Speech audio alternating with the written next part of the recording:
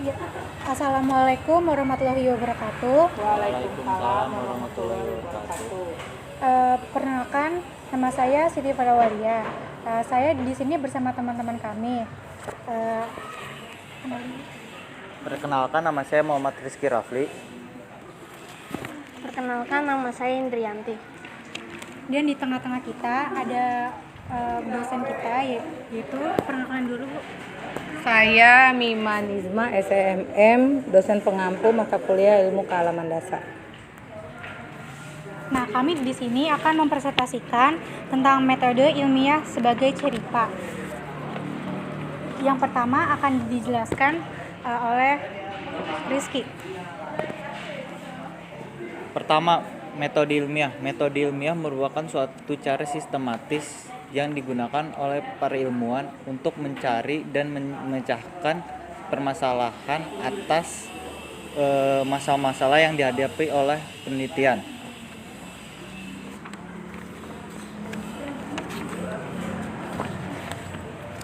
Metode ilmiah lahir dari ketidaktahuan informasi digabungkan dengan keingintahuan mencari informasi yang saling menyambung dan dikumpulkan untuk melahirkan teori-teori yang mampu menjelaskan dan meramalkan fenomena yang terjadi.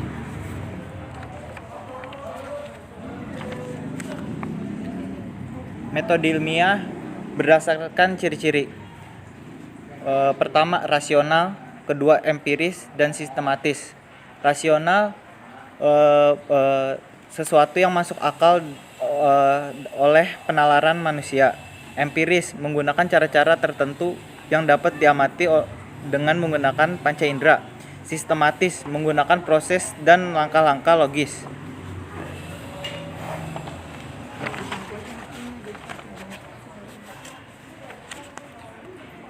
Sifat metode ilmiah yaitu empiris, terbuka, dan teruji. Empiris Sifat metode ilmiah: 1. Efisien, 2. Terbuka, 3. Teruji. Efisien dalam penggunaan efisien di sini bisa berupa biaya, waktu, dan tenaga. Terbuka di sini bisa berupa ingin menggunakan argumen seseorang, terbuka dari argumen seseorang, dan bisa dapat dipakai oleh siapa saja. Teruji, prosedurnya logis dalam perolehan keputusan. Kedua, sikap ilmiah. Sikap ilmiah adalah suatu sikap yang menerima pendapat seseorang, baik benar atau tidak. Sifat metode ilmiah: kritis, rasa ingin tahu, terbuka, objektif. Menghargai karya orang lain, berani bertanggung jawab, dan menjangkau ke depan.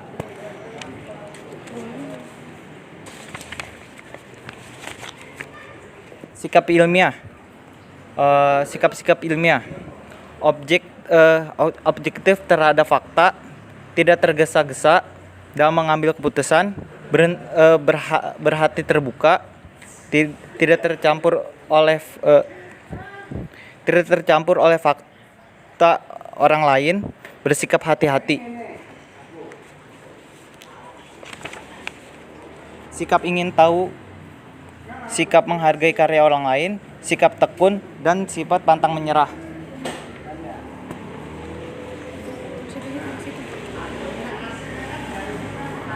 Nah, yang kedua ada pengertian IPA. IPA atau ilmu pengetahuan alam itu berasal dari kata natural science. Natural artinya ilmiah, sedangkan science itu artinya ilmu. Selanjutnya, natural science sering disingkatkan menjadi science. Kemudian dibahasa Indonesiakan menjadi sains. IPA atau ilmu pengetahuan alam itu merupakan suatu kegiatan yang fokus mengkaji alam dan proses-proses yang ada di dalamnya melalui proses ilmiah. Pengertian IPA menurut para ahli. Menurut sejarah IPA atau sains merupakan ilmu pengetahuan yang mempelajari mengenai alam semesta beserta isinya, serta peristiwa-peristiwa yang terjadi di dalamnya yang dikembangkan oleh para ahli berdasarkan proses ilmiah.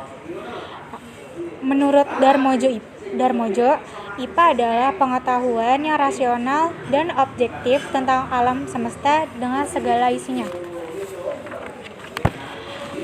Menurut Bundu, memaparkan bahwa sains itu adalah proses kegiatan yang dilakukan para saintis dalam memperoleh pengetahuan dan sikap terhadap kegiatan tersebut. Menurut H. Fowler, IPA adalah pengetahuan yang sistematis dan dirumuskan yang berhubungan dengan gejala-gejala kebendaan dan didasarkan terutama atas pengamatan dan dedukasi. Selanjutnya, Einstein mengemukakan bahwa IPA merupakan suatu bentuk upaya yang membuat berbagai pengalaman menjadi suatu sistem pola berpikir yang logis tertentu. Menurut Wahyang, mengatakan bahwa IPA adalah suatu kumpulan pengetahuan tersusun secara sistematis dan dalam penggunaannya secara umum terbatas pada gejala-gejala alam. Selanjutnya akan dipresentasikan oleh Indri. Selanjutnya ada relativitas IPA. Teori relativitas adalah teori yang membahas mengenai kecepatan dan percepatan yang diukur secara berbeda melalui kerangka acuan. Konsep dasar dari teori relativitas disusun oleh Albert Einstein menjadi dua jenis, yaitu teori relativitas khusus dan teori relativitas umum. Relativitas khusus adalah teori mengenai struktur ruang waktu, diperkenalkan oleh Einstein melalui karyanya tahun 1905 tentang elektrodinamika benda bergerak, atau untuk kontribusi fisikawan lainnya. Selanjutnya, teori ini juga menyebabkan banyak kejutan. Beberapa di antaranya adalah relativitas simultanitas, yaitu dua kejadian yang simultan untuk satu pengamat mungkin tidak simultan bagi pengamat lainnya jika ia bergerak relatif.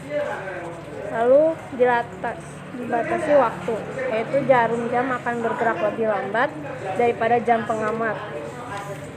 Lalu ada massa relativistik, terus ekivalen massa energi, yaitu energi dan massa ekivalen dan dapat berubah satu sama lain. Kecepatan maksimum terbatas, tidak ada objek, pesan, atau garis medan dapat bergerak lebih cepat daripada kecepatan cahaya di ruang hampa. Efek gravitasi hanya dapat berpindah melalui ruang hampa pada kecepatan cahaya, tidak lebih cepat atau seketika. Terus relativitas umum.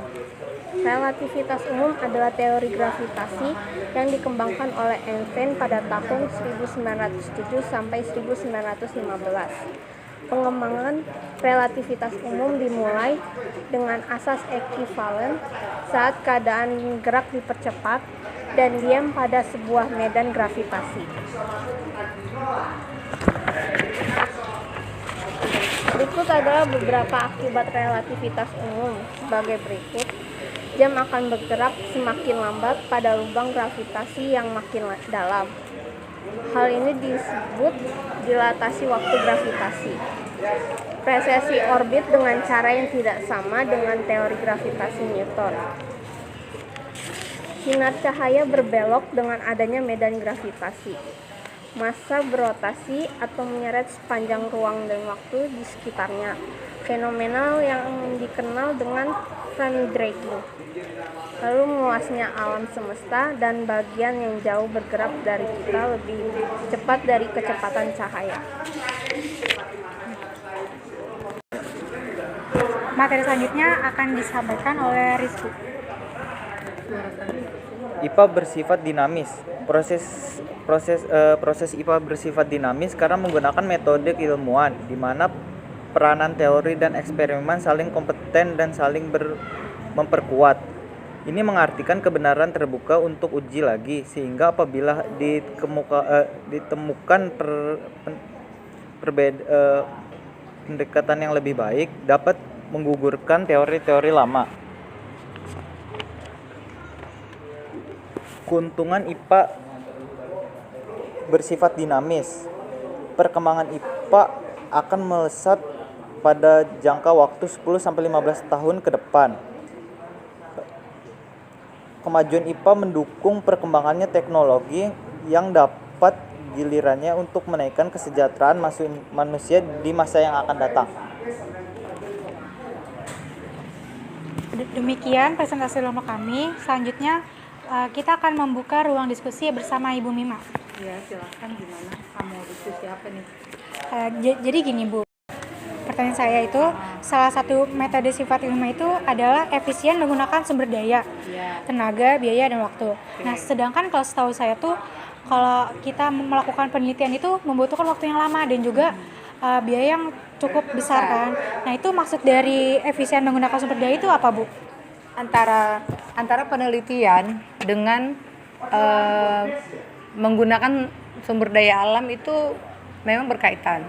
Artinya di sini dalam menggunakan sumber daya alam itu misalnya kita hemat air, kemudian memanfaatkan cahaya matahari. Bahkan sekarang sudah ditemukan alat yang bisa menampung sinar matahari, di mana hasil tabung itu untuk menyimpan sinar matahari itu digunakan pada malam hari.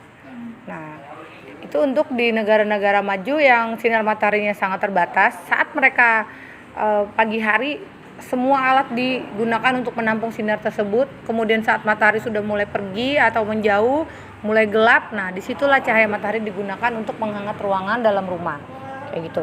Yang dimaksud efektif dan menghemat di sini adalah kita menggunakan air dengan cukup. Artinya kalau udah selesai menggunakan air, kerannya dimatikan.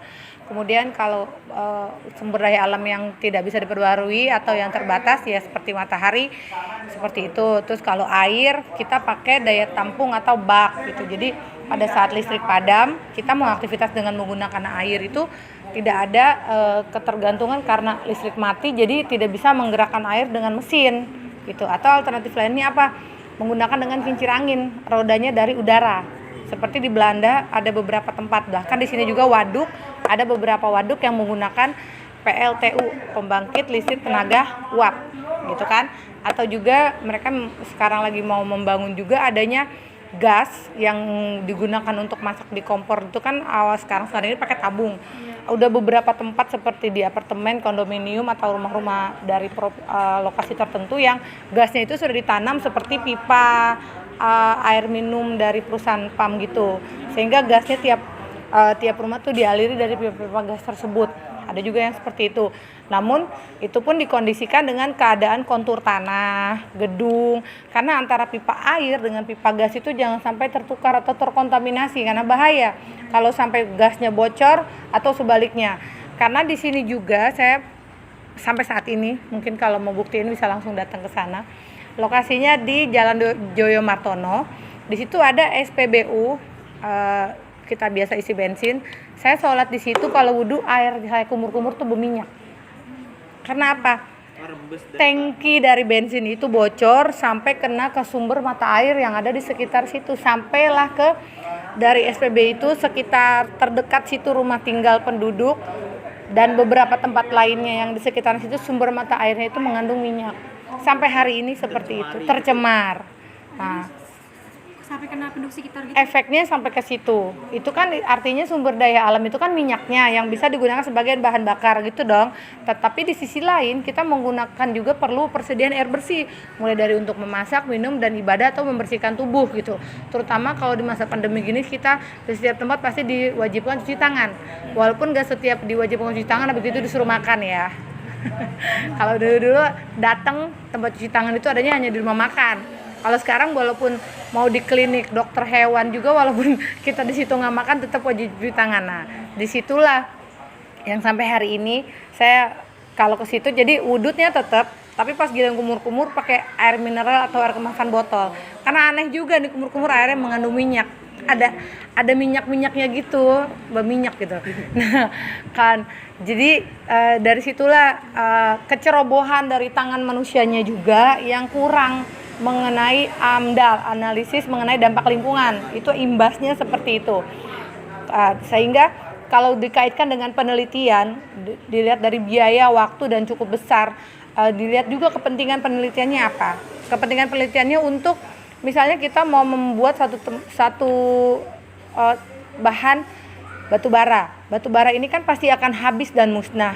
Jadi sebelum sampai batu bara itu habis, sebelum batu bara itu musnah, kita membuat satu metode lain, bahan yang setara dengan batu bara, tetapi bisa juga kita ciptakan. Salah satunya adalah yang sudah ditemukan oleh Jepang. Di Jepang itu mereka sudah punya cara resep sendiri yang mereka ciptakan, benda itu setara dan fungsinya sama dengan batu bara. Salah satu campuran untuk membuat pengganti batu bara itu adalah menggunakan cangkak. Cangkak itu bulat seperti kelapa atau seperti buah pinang. Adanya di Provinsi Sumatera, Bengkulu, Kalimantan. Cangkak itu adanya di negara Indonesia dan sama Jepang udah dikontrak untuk mereka nyiapin bikin produksi batu bara gitu. Kalau ya jadi kalau sebelumnya kita bahan bakunya masak minyak, sekarang gas gitu kan. Nah, terus alternatif lainnya apa? Kayu. Alternatifnya apa? Rice cooker atau kompor listrik. Alternatif lainnya apa? Fermentasi sinar matahari dengan teknologi dari si kompornya itu dia bisa menampung sehingga panasnya bisa mematangkan masakan gitu. Jadi kompornya manual aja seperti kompor biasa, tapi dia pakai geraknya tenaga matahari. Itu ya memang lebih mahal. Kompornya besar karena dia untuk menampung cahaya matahari. Atau dia juga ada yang pakai tabung. Ada tabungnya lagi, tapi bukan tabung yang kayak tabung gas diisi ulang gitu, enggak. Jadi tabungnya itu ini sekarang matahari nih terang kan. Dia masuk set nampung. Nampung yang ditabung itu yang digunakan sebagai bahan bakar memasak atau menggerakkan lampu atau cahaya kayak gitu. Dan listrik juga sekarang sudah diperbaharui dengan isi ulang. Itu salah satu penghematan juga. Isi ulang atau juga dia pakai pulsa. Jadi kalau pulsanya habis ya udah habis listriknya. Kalau sebelumnya kan kita lupa matiin lampu ya udah lupa aja terus gitu. Tagihan listriknya jalan. Bohlamnya juga kan lelah ya. Malah sering terjadi kebakaran. Kenapa? Karena adanya arus pendek. Bohlam kalau terus-terusan nyala, dia akan panas, meledak, cekrek, keluar percikan api. Itu juga membahayakan. Nah, kalau bicara penelitian, misalnya gini. Selama ini kita nggak pernah tahu kalau toge itu nggak pernah ada pohonnya, sehingga perlu adanya pembuktian. Biasanya ini praktikum SMP atau SD. Perubahan dari daun butir kacang hijau, kemudian kecambah sampai jadi toge. Kemudian setiap siswa itu diminta membawa kacang hijau, kapas, gelas atau botol, juga gunting. Nah, itu dibentuk, datang ke sekolah, prakteklah sama guru IPA. Ayo anak-anak, sekarang kita basahin kacang hijaunya. Udah basah, taruh di atas kapas atau di kain putih. Kemudian dilihat dari waktu ke waktu, diukur, dijemur, dilihat sampailah keluar dia lama-lama panjang, tumbuh. Bahkan serai, tanaman dari hasil serai yang kita beli dari pasar, kalau kita beli terus kita potong ujungnya, nanti di atasnya tumbuh lagi. Apalagi kalau bawahnya dikasih air, malah bisa 3 atau 4 dia nambah. Jadi satu serai nih kita beli, yang satu udah dipakai buat masak, satu disimpan, tapi bukan disimpan di kulkas, disimpan terus bawahnya ditaruh air sini, atasnya ini dipotong, nanti dia keluar cabangnya numbuh. Sumber kehidupannya dari air yang kita tampung itu. Saya juga pernah, tapi itu nanas. Ya, nanas juga bisa, serai. Terus juga masih ada beberapa yang lain. Nah, itu untuk penelitian-penelitian seperti ini yang konsepnya sederhana. Kalau yang membutuhkan biaya besar atau membutuhkan waktu lama atau memakan waktu yang panjang dan besar, umumnya penelitian-penelitian itu untuk kepentingan negara. Ya, seperti itu. Gas, kepentingan banyak umum, kepentingan masyarakat, sama halnya seperti gas ditanam di tanah.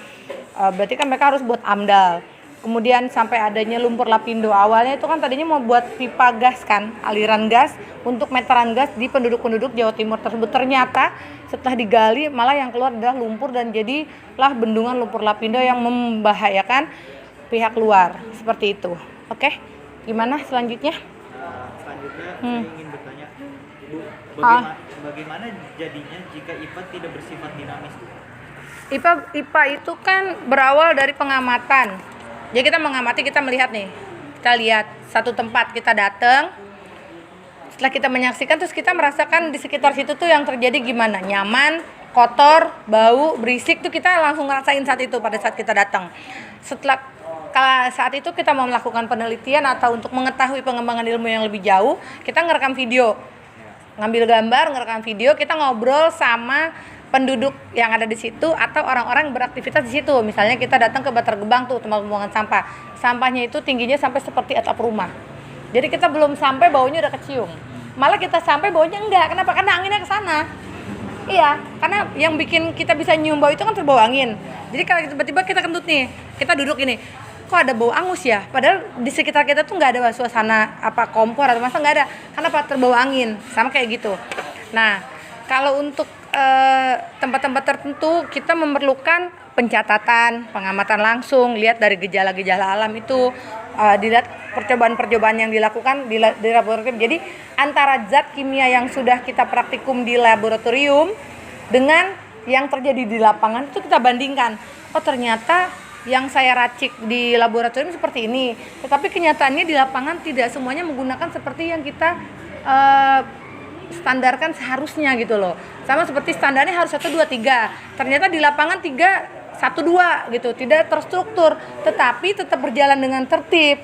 Nah, itu dari situasi dan kondisi di mana tempat itu berada. Kayak gitu. Sehingga dari percobaan-percobaan itulah terjadi hasil pengamatan atau observasi itu, manusia berusaha untuk menemukan konsep-konsep, prinsip, sehingga lahirlah teori-teori dan hukum atau buat aturan-aturan yang tujuannya adalah berdasarkan eksperimen kayak gitu. Kemudian dari data yang diperoleh itu bisa juga data itu mendukung atau data itu juga menjatuhkan teori yang sebelumnya.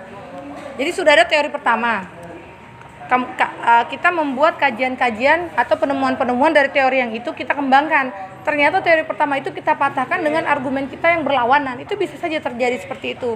Karena kondisi alam saat teori pertama itu lahir dengan kondisi alam saat kita mengembangkan keilmuan saat ini sudah berbeda. Gitu. Kayak daratan juga kan semakin bertambah. Seperti Jakarta itu kan diuruk lautnya, reklamasi. Kemudian daratan yang baru dibuat apa? Sungai BKT, Banjir Kanal Timur, Banjir Kanal Barat itu kan awalnya rumah penduduk ditempatin, kemudian sama Gubernur DKI digali, jadilah sungai buatan untuk menampung air hujan yang datang dari Jabodetabek atau Bogor dari Sungai Katulampa, sehingga menampung. Padahal sebenarnya tadi itu rumah biasa, daratan baru. Sampai juga kita menemukan jalur jalan baru jadinya. Tadinya kan karena itu rumah penduduk perkampungan, kita nggak bisa akses buat jalan umum. Setelah adanya sungai, pinggirnya ada tanaman-tanaman, rumput-rumput, terus atasnya dibuat jalan. Nama rutenya lebih sering BKT, Banjir Kanal Timur. Kalau BKB, Banjir Kanal Barat itu di Tangerang. Kayak gitu. Jadi dia mengapit dua. Ini Jakarta di tengah, ini Bogor yang ngalisi air kayak gitu. Oke, apalagi? Saya ingin Gimana? apa itu pemfokusan dan interdisiplin ilmu. Pemfokusan dan Interdisiplin ilmu. Oke, saya lihat jawabannya dari sini ya. Pemfokusan dan interdisiplin ilmu itu adalah pengembangan ilmu yang terus-menerus dan begitu cepatnya, terutama sejak abad 20, menyebabkan klasifikasi ilmu berkembang. Karena ke arah disiplin ilmu lebih spesifik, seperti contohnya disiplin ilmu kimia. Kimia itu sudah terjadi pemfokusan menjadi subdisiplin ilmu kimia. Subdisiplin, jadi awalnya belajar kimia. Dengan perkembangan zaman dan seiringnya penemuan-penemuan dan majunya ilmu pengetahuan, ada lagi subdisiplin ilmu dari ada kimia teoritis, kimia analis, kimia anorganis, biokimia, kimia fisik, kimia organik. Kemudian selanjutnya juga contoh dalam subdisiplin kimia organik, maka terdapat fokus ke arah kimia organik sintetis dan kimia bahan alam. Jadi kalau kita bicara kimia spesifiknya luas. Kalau sebelumnya kita bicara kimia 0, massa, benda, joule, volume, itu udah. Sekarang udah lebih perdalam lagi, dibagi lagi sekup-sekupnya gitu. Ada cabang-cabang barunya lagi. Sehingga berdasarkan fokus ilmu tersebut menunjukkan bahwa ilmu pengetahuan itu berkembang dengan pesat. Kenapa? Karena adanya rasa ingin tahu manusia. Kenapa bumi berputar? Kenapa laut bergelombang? Karena bumi berputar. Udah kita jawab, kenapa bumi berputar? Dijawab lagi, dan dijawab lagi. Terus pertanyaan seperti itu. Rasa ingin tahu tinggi sehingga adanya penemuan-penemuan baru, metode-metode baru, bahkan teori-teori yang sudah ada dikembangkan lagi. Nanti kamu akan belajar misalnya teori 4P. Price, product, promotion dalam mata kuliah manajemen pemasaran. Nanti berkembanglah teori 4P itu menjadi 7P. Apa itu 7P? Nanti ada ceritanya lagi, diperdalam lagi, dibahas lagi. Jadi yang tadinya kita cuma tahu 2 bisa jadi 4. Iya, tapi ya dengan kita tahu teori ini misalnya 1, kemudian ada teori yang kedua, bukan berarti kita mematahkan dari pendapat yang sebelumnya. Kenapa? Karena awal pintunya sampai lahir teori yang kedua itu adalah pertama kali teori itu ada. Kalau dalam filsafat, semakin belajar aku semakin bodoh. Artinya semakin berasa ternyata kemampuan ilmu saya masih segini ya. Ternyata masih banyak lagi yang perlu digali. Ternyata saya masih mau belajar ya, kayak gitu. Gimana? Ya, sekian dari diskusi kami. Kurang lebih mohon maaf. Wassalamualaikum warahmatullahi wabarakatuh. Waalaikumsalam warahmatullahi wabarakatuh.